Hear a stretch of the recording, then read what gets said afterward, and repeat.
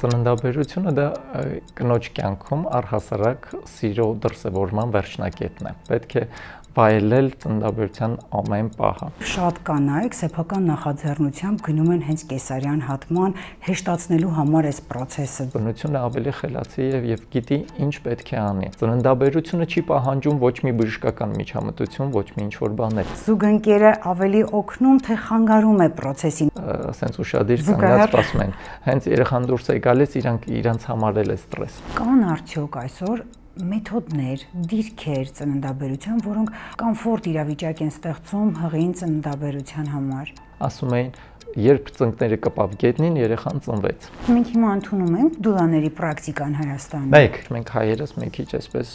միանգամից մի հատ Պարիսպ ենք սարքում, մեր դեմ չենք ուզում ընդունած լինենք։ Շատ դեպքերում ծննդկանին տեղափոխում են այլ բժշկական կենտրոն, այստեղ սկսում են բողոքները, որ ինչի տեղափոխեցին։ Իրավիճակներ կան, որ այդ ծննդատունը իզորու չի։ Գոլդոր են ընտրում եւ որոշում են, որ իրենց երեխան պետքա ծնվի հենց այդ օրը։ Այս պահին ես հենց վազում եմ կեսարյան հատումից, պետք է 25-ին ծննդաբերեր, բայց բնությունը ավելի առաջ ընկավ։ Որոշել է իր,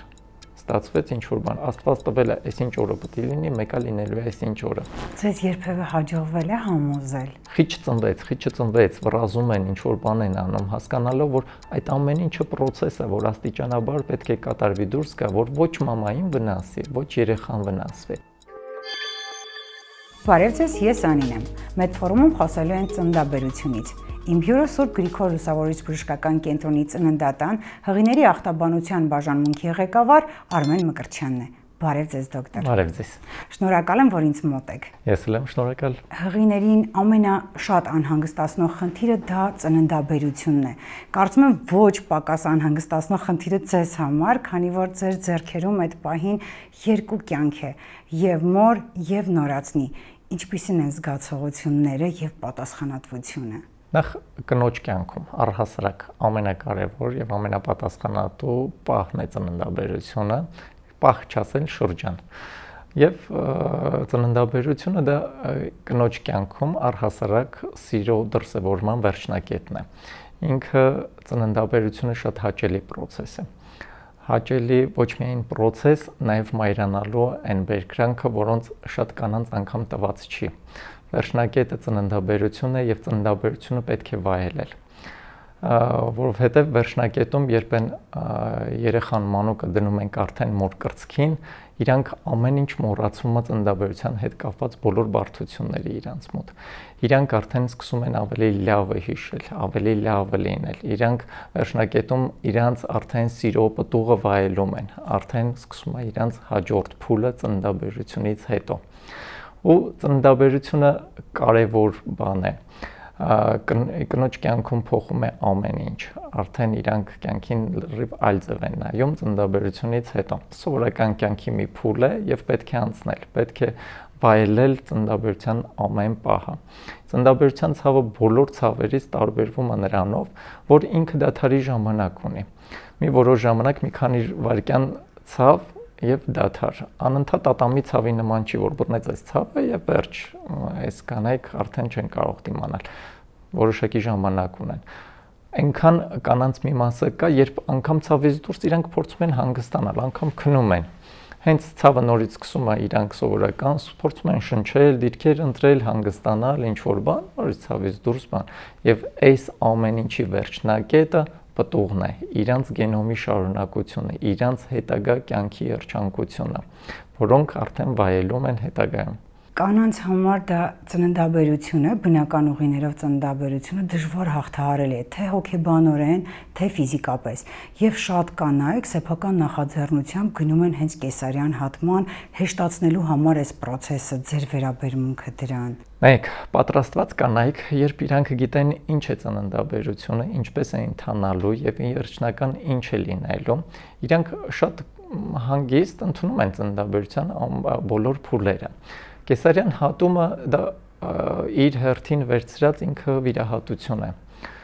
կյանքեր փրկող վիրահատություն եւ ինքը գնալով կեսարյան հատման պետք է գնալ խիստ ցուցումների դեպքում որոշակի պայմաններ կա անգամ ապացուցված շատ փաստեր կա որ բնական ուղիներով ծնված մանուկը ավելի հեշտ է ադապտացվում կյանքին քան կեսարյան հատման ճանապարհով որովհետեւ երբ պտուղը անցնելով մեր բնական ծննդուղիներով ինքը բնականից ապրում է մեր ստրեսը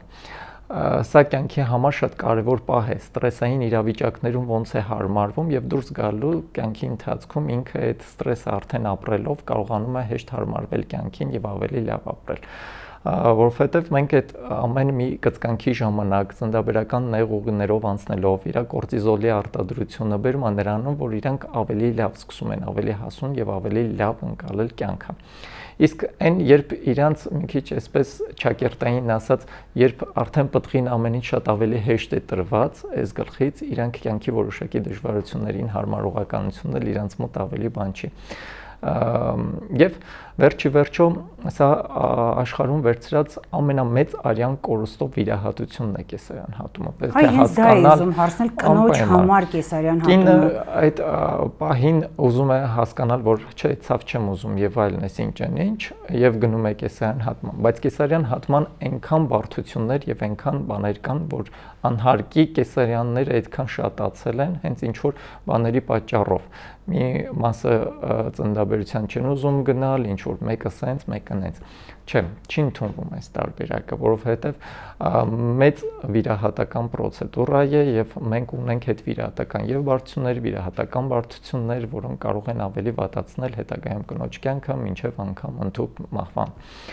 Ինչը որ լինելու է բնության օրենքներով, բնությունը ավելի խելացի է եւ գիտի ինչ պետք է անի։ Եվ բնությունն է տվել մարդուն ծննդաբերելու ունակությունը եւ ոչ թե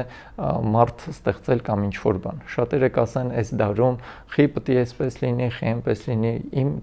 մարմինն է, ես եմ տնորինում, ես եմ անում եւ այլն։ Չի կարելի այսպես ընդունել։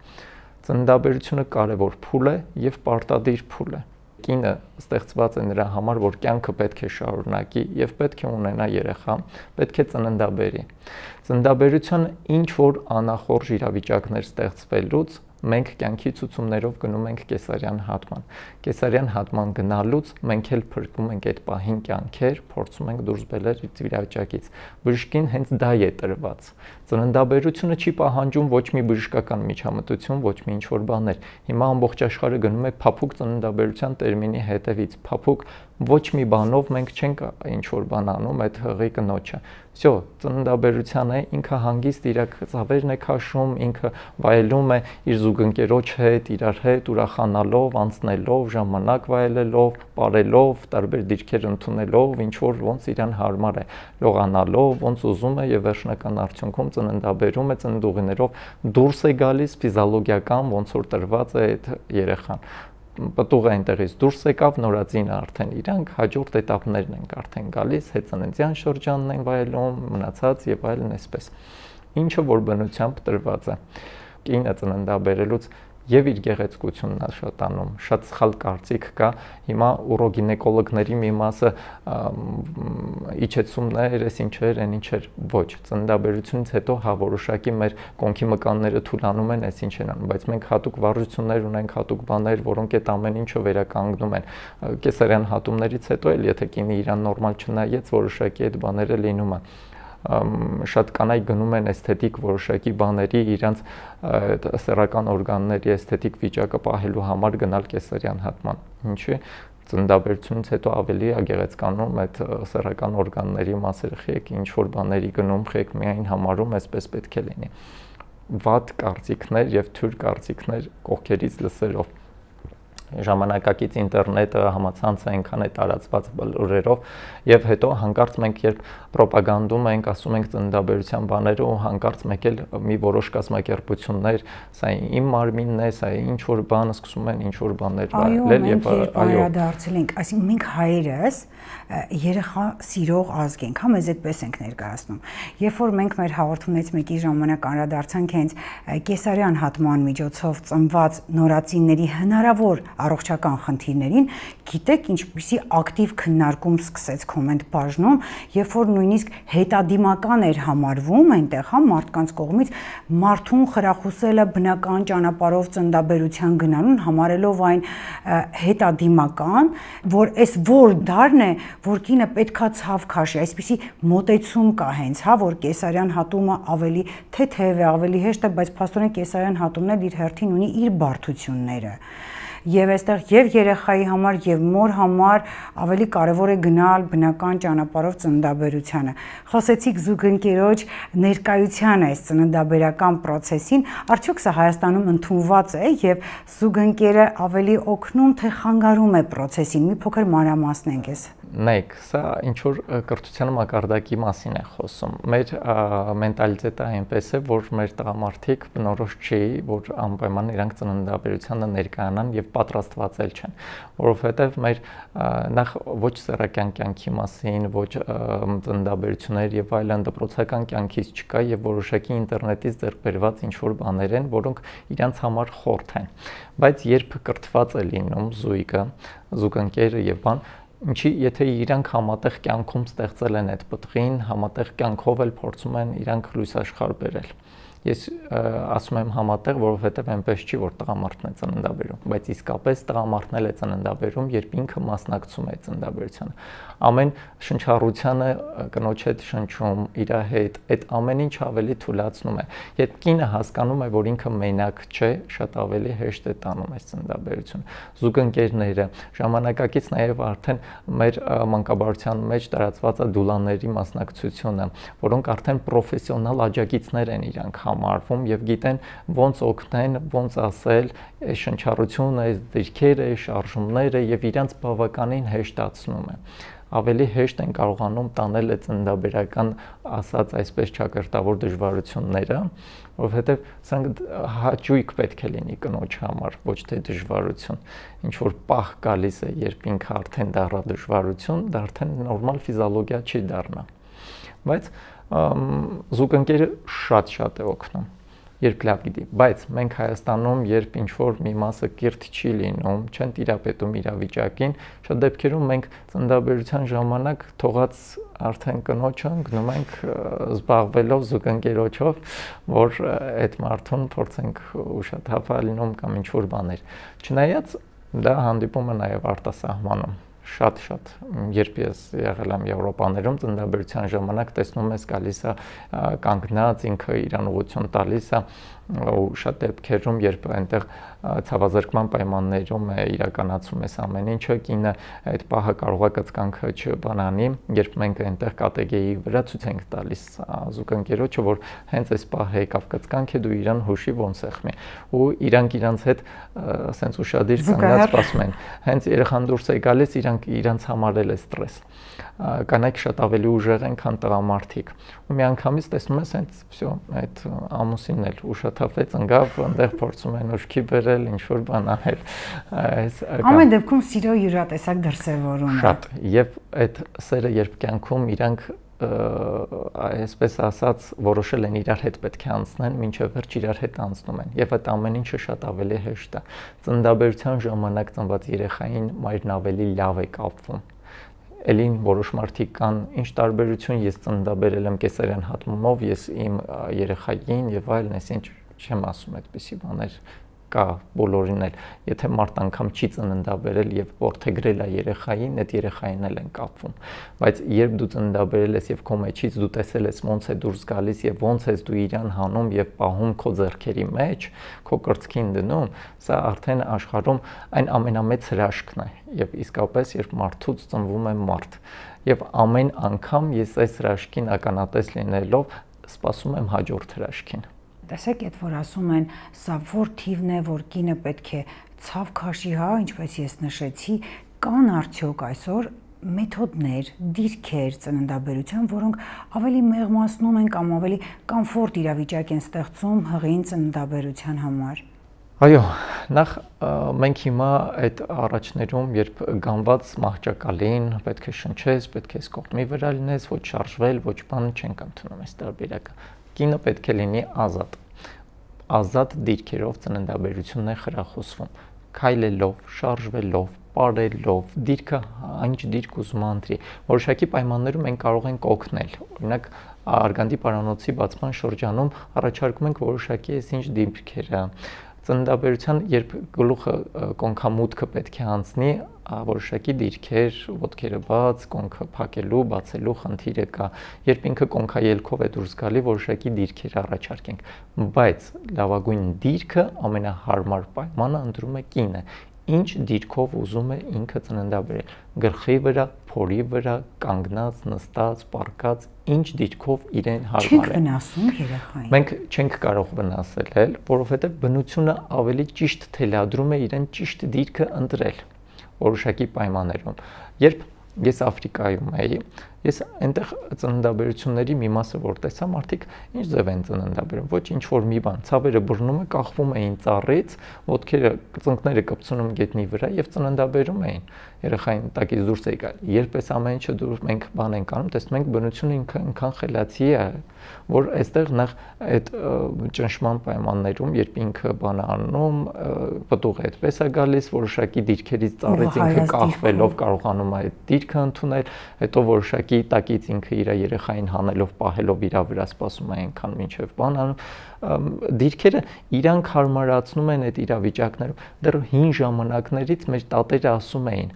այսպիսի արտահայտություն ունեին, երբ ծննդաբերության մասին խոսում էին, բան էին անում, ասում էին, այս երբ ծնկները կպավ գետնին, երեխան ծնվեց։ Մենք հիմա սարքել ենք մի հատ այդ ծննդաբերական մանկաբարձական կրեսլոն, որի վրա գամում ենք այդ մարդկանց ոչ էսկոն, ոչ ենկոն, ոչ ինչ որ չկա այդպես բան։ Ինչ դիրքով հարմարվում է, կինը ուզում է, այն դիրքով ծննդաբերում ենք։ Դիրքերի որոշակի դիրքեր կան, ասում ենք 4 վերջույթների վրա կամ շանդիրքը, արմունկային եւ ծնկային դիրք են ընդունում, որոշակի որ այդ բութ մատերը ոտքերի իրար տարածած կամ իրար մոտեցած կոնքի բացման, փակման հարցերով եւ այլնելով իրանք հարմարվում։ Որոշակի դիրքեր կան, որոնք անգամ ծննդաբերական գործունեությունը ավելի ցավերը թեթևացնում են։ Շնչառության հատուկ մեխանիզմներ ունենք, որ իրանց բացատրում ենք, ինչ ձևով շնչի, ոնց անի եւ սրանք թեթևանում են։ Հենց դուլաների այս խնդիրը կայանում է նրանում, որ դուլաները շատ են օգնում։ Իրանց հետ միևնույն ժամանակ շնչելով, իրանց դիրքերը տալով, իրանց հետ ասելով, իրանց շատ ավելի հեշտանում է այս դուլաներով, աջակից անձով եղած ծնունդները։ Բայց մենք հիմա ընդունում ենք դուլաների պրակտիկան Հայաստանում։ Մեկ, քիչ-քիչ սկսում ենք ընդունել, որովհետև տեսնում ենք եւ աշխարհի փորձը, եւ տեսնում ենք, որ իրանց դրական ազդեցությունը WHO-ն մի վերջնական այս մեծ ծննդաբերության մի ուղեցույց է արդեն ներկայացրել 22 թվականին, որի մեջ հետաքրքիրն ինչ է, որ այնտեղ իր սահմանված տողերը կան, որ պայմաններում ծննդաբերությունը փափուկ եւ բնական է համարվում, դրանցից մեկը աջակից անձն է։ Եթե աջակից անձ ունես, դա արդեն պլյուս է, եթե աջակից անձ չունես, դա արդեն մինուս է։ Ինքը գնում է արդեն բնական եւ ոչ ճիշտ ծննդաբերական ընթացք, որովհետև աջակից անձը ինքը բավականին օգնող է քեզ համարնում։ Իսկ դրանց պրոֆեսիոնալ տարբերակը արդեն դուլաներն են, որոնք բավականին լավ օգնում են։ Մեր մենտալիտետում այս ամեն ինչը այսինքն որ մտնում է մեր մեջ, մենք հայերս մի քիչ այսպես միանգամից մի հատ պարիսպ ենք սարքում մեր դեմ, չենք ուզում ընդունած լինենք, չենք ուզում բան անենք, մեզ համար սա ավելի հեշտ է, այս ինչը սենց է, այս ինչը չխանգարի մեզ, այս ինչը բան չանի, բժիշկային կողմից ոնց ես սենց բան ասեմ, այս ինչ բան անեմ, հա, բայց ինքը բավականին օգնող է։ Եվ հետո մենք տեսնում ենք, բժշկի համարել է շատ ավելի հեշտ լինում, երբ աջակից անձով, դուլաներով եւ այլն ծննդաբերության ընթացքը լինում է։ Բավականին հեշտանում է ծննդաբերությունը։ Կինը իրան լիարժեք է ազգում, ինչ որ իրան հարազատ մեկն է, իրան ծանոթ մեկն է, իրան օգնող մեկն է, այդ միջավայրում է։ Եվ ծննդաբերության միջավայրն էլ մենք հնարավորիչափ պետք է փորձենք անհատական ծնարաններ ապահովելով իրանց դարձնել այնպես, որ իրանք զգան իրանց տանը, իրանց տան մտնոլորտում, իրանց իրավիճակում հարմարավեց կան։ Կյանքի մի որոշակի փուլ է, որ կյանքից պետք է չկտրվի առանձնանա եւ որոշակի եւ պայմանների իրանց մեջ հիշողություն թողեն կամ ինչ որ բան։ Ոչ, հաճելի մի պահ է, որը այդ կապը գալով հունը պետք է անցնի եւ շարունակվի։ Տեսեք, ծննդաբերական process-ում գուցե կախված կնոջ հորմոնալ տեղաշարժից, հղիության հետ կապված եւ այլն, լինում են նաեւ այսպես կապրիզներ, չենթարկվելու, հենց բուն ծննդաբերական process-ի ժամանակ ոնց եք հաղթահարում այդ խնդիրը։ Այդ հոգեբանական աջակցությունը, այ իրաց աջակի ցանցերը դրանով են օգնում։ Մենք ունենք մի հատ այսպիսի տերմինել, երբ հետծննդյան փսիխոզ ենք ասում, հետծննդյան դեպրեսիաներ են սկսում, հետծննդյան փսիխոզ, որոշակի իրավիճակներ հղիության ընթացքում այդ հորմոնալ տեղաշարժերը բերում են այսպիսի բաներ։ Նաև կա, երբ ինքրանք հակում ունեն հոգեկան որոշակի հիվանդությունների, անկախ ծննդաբերության ժամանակ սրվում է, որովհետև իրանց մոտ այս հորմոնալ եւ այս նյարդահումորալ համակարգը արդեն փոխվում է եւ բերում է այս իրավիճակների։ Դրա համար պետք է շատ ուշադիր լինել հղիության վարման ընթացքում, որ տեսնել որոշակի հենց այդ հոգեբանական բաներ առաջ գալու դեպքում ուղղորդել հոգեբանի, հոգեթերապևտի, որ կարողանան աշխատել կնոջ հետ, որ վերջնական կարողանանք մենք նորմալ ունենանք եւ կնոջ կյանքը չվնասել եւ պտղի կյանքը չվնասել։ Գուցե հենց այս իրավիճակի հետ է կապվում այդ, որ ասում են կինը ստրես է տանում հենց ծննդաբերության ընթացքում։ Պետք չէ ընդհանրացնել, գուցե այս խումբ մարդկանց մոտ է այդ ստրեսը։ Այո, կարող է տենց լինի, որ հենց որոշակի պաթոլոգիկ վիճակներ, որ կարող է բերի, բայց անգամ իրանց մոտ մենք կարողանում ենք աշխատել իրանց հետ եւ հոգեբանական իրավիճակը ճիշտ ուղու վրա բերել։ Եվ իրանք արդեն այս ֆիզիոլոգիական ստրեսը տանելով նրանք հաղթահարում են այս իրավիճակը։ Դոկտոր, դուք հիմնականում առնչվում եք ախտաբանության հետ, հա, հղիների, եւ ձեր պրակտիկայում ավելի շատ են հանդիպում բարդություններով հղիության ընթացք եւ դրանից ենթադրող ավարտ, կուզեմ մի փոքր սրանից խոսենք։ Ես աշխատում եմ Սուրբ Գրիգոր Լուսավորիչ բժշկական կենտրոնի ծննդատանը, ինքը երրորդ կարգի հիվանդանոց լինելով հանրապետության բոլոր բարդ դեպքերը ուղղորդվում են դեպի այս երրորդ կարգի ծննդատներ եւ մենք առնչվում ենք բարդ դեպքերի հետ։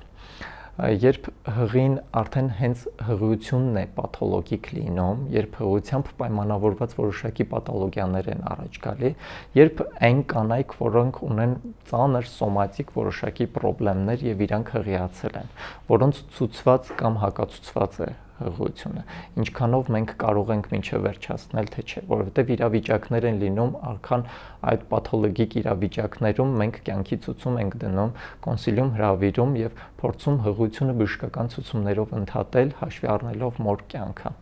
գնելով բավականին ցավոտ մի իրավիճակի, որովհետև մենք պետք է մի կյանք ոչնչացնենք մյուս կյանքին փրկելու համար։ Ցավոտ, շատ ցավոտ հարց է։ Չնայած մարդիկ անգամ շատ պայմաններում արդեն սարքել են սովորական արհեստական ընդհատումներ իրանց համար պաշտպանվելու ձև, ապրում են սեռական կյանքով եւ վերջնական հաճույքի արդյունքում սպանում մեկին։ Չեմ ընդունում անիմաստ այս արհեստական ընդհատումները, այլ արհեստական ընդհատման պետք է գնանք այն դեպքում, երբ ունենք որոշակի ցուցումներ։ Լինում են իրավիճակներ, որ չզարգացող հղիություններ են լինում։ Այդ դեպքում պետք է ընդհատենք հղիությունը նորից փրկելով որոշակի այս կողմի կյանքը։ Միմիայն էլի ցուցումներով գնում ենք որոշակի էլի վիրատական կամ դեղորայքային ընդհատման, այսինքն բնությունից այլ բաների գնալու դեպքում միմիայն կյանքեր փրկելու համար։ Բայց կարող է չէ լինել այնպես, որ հղիության ընթացքը հարթ ընթանա, թվում է ամեն ինչ նորմալ է, բայց արդեն եզրափակիչ փուլը, որը ծննդաբերությունն է, ու այստեղ բարդություններ առաջ գան, ու շատ դեպքերում ծննդկանին տեղափոխում են այլ բժշկական կենտրոն, այստեղ սկսում են բողոքները, որ ինչի տեղափոխեցին կամ ինչի իրենց ուզած բժշկական կենտրոնը չտեղափոխեցին։ Այս մասը մի փոքր լուսաբանենք մարդկանց համար, բացատրենք իրավիճակը ինչպես է դասավորվում։ Այդպիսի դրա համար մենք դասակարգում ունենք ծննդատների առաջի, երկրորդ, երրորդ կարգի հաշվի առնելով ծննդատների հագեցվածությունը եւ տեխնիկապես եւ մասնագիտական առումով։ Երբ այդ ծննդատները իրանք առաջի, երկրորդ կարգի են, մենք ինչքան էլ որ իրանք կապված են եւ գիտեն այդ ծննդատան վարող իր բժշկին եւ այլն, իրավիճակներ կան, որ այդ ծննդատունը իզորու չի այդ տեխնիկապես ապահովել է ծննդաբերության բարդ իրավիճակում ինչ որ խնդիրներ։ Դրա համար իրանց ուղեգրվում է երրորդ կարգի ծննդատուն, որտեղ կան եւ մասնագիտական կազմը հագեցված եւ ունեն նաեւ այդ տեխնիկապես հագեցված մնացած տեխնիկաները։ Միևնույն ժամանակ պետք է հաշվի առնենք, որ ծննդաբերությունից հետո հնարավոր են խնդիրներ նաև նորածնի մոտ եւ պետք է ունենանք մենք հագեցված նորածնային վերակենդանացման բաժանմունքներ, որոնք առաջին հենց պահից կարողանում են այս նորածնին օգնություն ցույց տալու համար երկրորդ этаպն էլ նաև որ կարողանան այդ երրորդ կարգի ծննդատներում ապահովի։ Դրանով հանդերձ մենք երրորդ կարգի ծննդատուններով հանդերձ ունենք շատ բավականին հզոր մանկական վերակենդանացման բաժանմունք, որ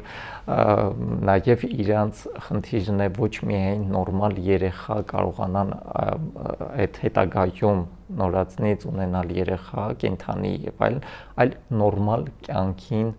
հասարակությանը լիարժեք անդամ, որ շատ հզոր վերակենդանացման բաժանմունք ունենք նորածնային, նաև ամեն բոլոր հագեցված տեխնիկաներով։ Խոսեցինք ընթացիկ հղիության ախտաբանությունից, հանրության շրջանում կա այսպիսի մի արտահայտություն՝ տոքսիկ հղիություն։ Բացատրեք մեզ դա որն է։ Մենք առաջներում էլ այդպիսի մի ախտորոշում ունեինք, հղիության տոքսիկոզ էինք ասում, հիմա չի ընդունվում այս տերմինը։ Մենք առանձին այդ տոքսիկոզի մեջ մենք տարբեր բաներ էինք մտցնում, հղիների փսխումը, հղիների ինչ որ այս վիճակը, հղիների թքահոսությունը, հղիների հետ կապված անգամ ճնշման բարձրացումը, գեստոզներ էինք ասում եւ այլն, sense որոնք այդ տոքսիկոզների առաջին կեսի տոքսիկոզներ էինք ասում, հետո երկրորդ կեսի տոքսիկոզներ, այդ տերմինը դուրս եկավ։ Եվ չնայած ժողովրդի մեջ դեռ ինքը անցնում է, որ ես թունավոր հղիություն եմ տանում եւ այլն, այսպեսի բան, հղիություն ինքը թունավոր չի։ Հղիությունը շատ հաճելի բան է, բայց ուղղակի հղիության ժամանակ որոշակի մեր հորմոնալ եւ տեղաշարժեր են տեղի ունենում, որոնց ժամանակ դրդված վիճակում է գտնվում մեր փսման կենտրոնը, մեր էսմիոս կենտրոնը, այն ինչ իրավիճակը, որոշակի իրավիճակներում ընկերքի կողմից արտադրվող հատուկ նյութերի ավելցուկ, պակասորտ եւ այլն, որոնք բերում են անոթների սպազմին, վիճակի, վիճակների, որոնք փոխվում են իրավիճակը։ Եվ արդեն ամեն կոնկրետ հղիության ախտաբանություն մենք իրանց անուններով ենք դիմում։ Արդեն չենք ասում առաջի կեսի տոքսիկոզ, այլ հղիների սրտխառնոց եւ փսխում։ Երկրորդ կեսի այդ գեստոզների եբարների արդեն ասում ենք պրեկլամպսիա, հղիների հիպերտենզիաներ եւ այլն։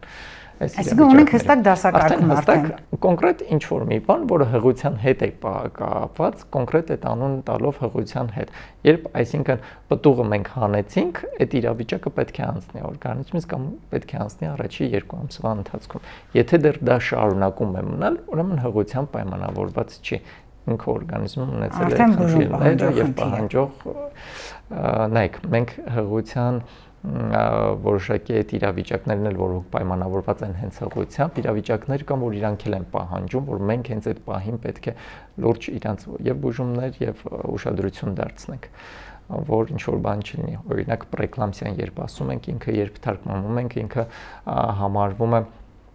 այսպես ասած ամպրոպ հանդարտ երկնքում։ Հանգիստ է միանգամից մի բում բարձացավ, երբ այդ եթե ճիշտ գլխի չընկնես ինչա կատարվում, մենք կարող ենք կորցնել արդեն մոր կյանքը, հղիի կյանքը։ Մենք որոշակի իրավիճակներ արդեն չենք մտածում պտղի մասին, այլ մտածում ենք նաև հենց միանգամից մոր մասին, որ պետք է հասցնենք։ Դրա համար պետք է բժիշկը ճիշտ հասկանա ինչի հետ գործ ունի եւ ինչ է անում եւ հղիությունը հնարավորին չափ կարողանա մինչեւ վերջ հասցնել, որ վերջնական արդյունքը լավ լինի։ Հղիության որ ժամկետում է տեղի ունենում ծննդաբերություն։ Մենք ընդհանրապես ծննդաբերության ժամկետները բաժանում ենք 3 խմբերի՝ վաղաժամ ծննդաբերություն, ժամկետային ծննդաբերություն եւ ուշացած ծննդաբերություն։ Հաշվի առնելով ըստ առաջին դաշտանից հաշված 37 շաբաթականից մինչև 42 շաբաթական ծննդաբերությունները, դրանք ժամկետային ծննդաբերություններն են։ Նախքան 37 շաբաթականը, բայց 22 շաբաթականից սկսած, երբ սկսում է ծննդաբերական գործունեություն եւ ծննդաբերում են, կանայք սա կոչվում է վաղաժամ ծննդաբերություն։ 42 շաբաթականից հետո արդեն ուշացած ծննդաբերություն։ 22 շաբաթականից փոքր պայմաններում, երբ ընդհատվում է հղիություն, սա արդեն մենք համարում ենք վիժումներ։ 22 շաբաթականից հետո նոր կոչվում է ծննդաբերություն եւ 22 շաբաթական լրացած 500 գրամ քաշ ունեցող պտղի դեպքում համարում ենք ծննդաբերություն։ Հիմա շատ նորաձև է, գոլդոր են ընտրում եւ որոշում են, որ իրենց երեխան պետքա ծնվի հենց այդ օրը, կեսարյան հատման միջոցով։ Շատ անլուրջ է։ Նախ մի բան, երբ բնությունը Աստված տվել է այս մարդուն, այսպեսի մի բան կա, երբ ես դեռ արդինատուրայի տարիներին երբ անեինք անում, իմ ղեկավարը Անդրանիկ Պողոսիչը այսպեսի բան էր ասում, որ երբեք այդ մարդու ճակատագիրը մի փոխի։ Ինքը իր օրը ունի, երբ պետք է դուրս գա, երբ պետք է լինի, եւ Աստված իր համար որոշել է այդ օրը։ Եվ այդ օրով դու փոխելով միտումնավոր իր մարդու այդ ճակատագիրը, այդ բանը փոխում ես։ Շատ անլուրջ է նաեւ այն պայմանում, երբ կեսարյան հատման գնալու համար, այսինքն գոլդ թվերի ֆենոմենը իրանց վրա ազդեցություն ունենալով, փորձում են իրանք օրեր ընտրել ու անգամ հաշվի չեն առնում, որ իրանց ժամկետից փոքր ժամկետներով, որ եթե երեխան հլը դեռ չի անցել ներարգանդային կյանքի իր լրիվ փուլերը, ժամանակից շուրջ արգանդից դուրս հանելու այդ process-ի մեջ եւ ինքը հարմարողական եւ այլն խնդիրներով, դեռ թոքերի հասունացման process կա եւ այլն, այսինչ հարցեր կան։ Բայց իրանց այդ մի կողմն է կարևոր ինչ որ գոլ թվեր։ Բայց կյանքում հավատացնում եմ, երբեք 10 անգամ էլ եթե ես այս մարդուն հարցնեմ ծննդյան օրը ոնց է, ինձ հեշտ չի հետաքրքրում ինքը գոլդոր է ծնվել, թե ինչ օր է ծնվել։ Այդ ոչ մեկին ինքը հագիտի իրանը եւ ամեն մարդ իր ծննդյան օրը լավ գիտի ու Հեչ կողքին ինչի հետաքրքրում, վերջ, ինչ ա եղել կամ չի եղել։ Եթե այս մարդուն որոշված է այս ինչ օրը պետք է լինի, այս ինչ օրը, հետո ինչ որ գոլդ 25, 25, 25 թող լինի, 3 հատ 25 ում է հետաքրքրում կամ ինչ որ բան անում։ Ուղղակի մենք մեր հայերը շատ ենք սիրում։ Ինչ որ տենց նախապայմունության տալիս։ Մենք այդպես էլ կա կլինիկայում մեկ էլ տեսնում ես ինչ որ բաներ, կեսարյան հատման պլանային երբ բաներ կա, մեկ էլ այդ օրերին ավելի շատանում են։ Այս պահին ես հենց վազում եմ կեսարյան հատումից, երբ ինքը 2 սպի ուներ եւ պետք է 25-ին ծննդաբերեր։ Հատուկ գոլդորը վերցրել էինք, էլի ինքը որոշել էր ու ասել էր, որ ինձ էս հարմարվել էինք իր հետ, ասել էինք։ Բայց բնությունը ավելի առաջ ընկավ։ Եվ ժամանակից շուտ պլացենտայի շերտազատման կապակցությամբ շտապ կարգով ենք մտել կեսարյան հատման, որոշել է իր ստացվեց ինչ որ բան։ Եթե բնությունը տվել է եւ Աստված տվել է, այսինչ օրը պետք է լինի, մեկը լինելու է այսինչ օրը։ Չենք գնում դրա հետևից։ Ու չենք գնում այդ անհարկի կեսարյանների ինչ որ միջոցով բանը։ Ծննդաբերությունը ամենալավ բանն է եւ գնում ենք ծննդաբերության։ Ձեզ երբևէ հաջողվել է համոզել։ Ես միշտ փորձում եմ, անգամ հիմա աշխարհում, որ մենք գնում ենք ծննդաբերությունները կեսարյան հատումների թվով նվազեցնելու եւ ծննդաբերությունների բնական ուղիներով շատացնելու միտմանը, մի շարք իրավիճակներ կա, որ առաջ երբ համարվում էին իրանք ցուցումներ, հիմա արդեն ցուցում չեն կեսարյան հատման։ Երբ մարդը առաջինը կեսարյան հատման է գնացել ինչ-ինչ պայմաններով, մենք կարողանում ենք ասել, որ արդեն դու կարող ես հանգիստ ծննդաբերես այդ սպին վրա եւ բացատրում ենք իրավիճակները, ոնց այլնում հանգիստ կարող ենք ծննդաբերել։ Առաջ աչքի մի մեծ ցանկ ունեինք հիվանդությունների, որոնց ժամանակ գնում էին կեսարյան հատման, հիմա բավականին քչացվել մի քանի ինչ որ բաներ են մնացել, որոնց դեպքում նոր պետք է գնանք կեսարյան հատման։ Ամեն դեպքում քչացել են մեր ցուցումները կեսարյան հատման եւ որովհետեւ բնությունը որ ստեղծել է բնությունը ավելի լավ գիտի ոնց պետք է անի եւ ամեն անգամ այդ բնական ծննդուղիներով պետք է ամեն մի շարժը այնքան է հարմարեցված մոր կոնքի գլխի այդ բոլոր չափերով բաներով եւ հանգիստ ինքը ոնց է րոպե դուրս գալիս այդ ամեն ինչը կանայք երբ հասկանան այս ամեն ինչը եւ ինֆորմացված լինեն, կարդացած լինեն, իրենք հասկանալու են, ոչ թե մտածելու, որ խիչը ծնվեց, վրազում են, ինչ որ բան են անում, հասկանալով, որ այդ ամեն ինչը process է, որ աստիճանաբար պետք է կատարվի դուրս գա, որ ոչ մամային վնասի, ոչ երեխան վնասվի, եւ այդ ընթացքում ինքը ծննդաբերական ստրեսը ապրելով իրան բավականին լավ վիճակ լինի։ Շնորհակալություն դոկտոր ջան, հուսով եմ, որ ձեր մեսիջը տեղ կհասնի շատ կանանց, ներկա մայրիկների եւ ապագա մայրիկներին։ Ես եմ շնորհակալ հրավերքի համար եւ անպայման մեզ պետք է որ լինեն լիքը ծննդաբերություններ, առողջ պտուղներ, առողջ մայրեր, առողջ նորածիններ եւ հասարակության լիարժեք անդամներ։ Թույլ տվեք, որ ձեր փոքրիկը իր կյանքի առաջին որոշումը կայացնի, թե որ օրը պետք է լույս աշխարհ գա։